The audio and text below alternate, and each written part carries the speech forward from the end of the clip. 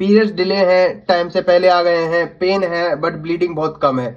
ऐसे सवालों से मेरा डीएम भरा हुआ है। ये वीडियो सेव कर लेना और लास्ट तक देखना। मैं इसमें पीरियड से रिलेटेड आपके सारे डाउट क्लियर कर दूंगा। तो देखो, फर्स्ट है मेंस्ट्रुअल साइकिल लेंथ।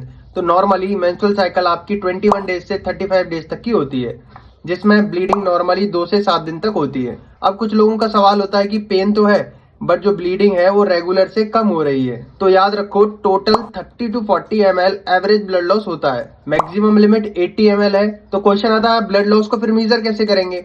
तो उसके लिए याद रखो आपकी जो फुली सोक पैड होता है डबल एक्सेल साइज का, वो 10 ml ब्लड एब्जॉर्ब करता है। अगर ऐसे 3 पैड से कम यूज हो रहे हैं तो आपकी ब्लीडिंग लेस है। अगर ऐसा 1-2 साइकिल के लिए हो रहा है तो वो नॉर्मल है।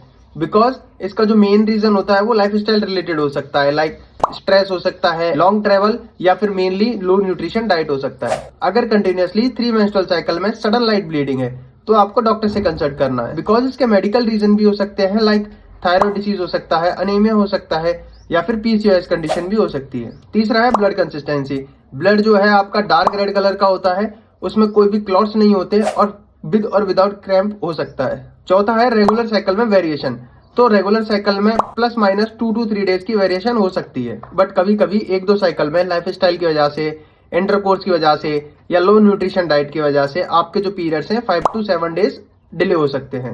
अगर आपके पीरियड 7 दिन से ज्यादा डिले हैं और बीच में आपने इंटरकोर्स भी किया है तो एक बार यूरिन प्रेगनेंसी टेस्ट कर आप प्रेगनेंसी को रूल आउट कर सकते हो। मैंने इन सारे पॉइंट्स को कैप्शन में समराइज कर दिया है, तो एक बार चेक कर लो और स्क्रीनशॉट ले लो। और अपने फीमेल और मेल बेस्ट फ्रेंड को ये वीडियो शेयर कर दो जिनको पीरियड से रिलेटेड हमेशा डाउट रहता है।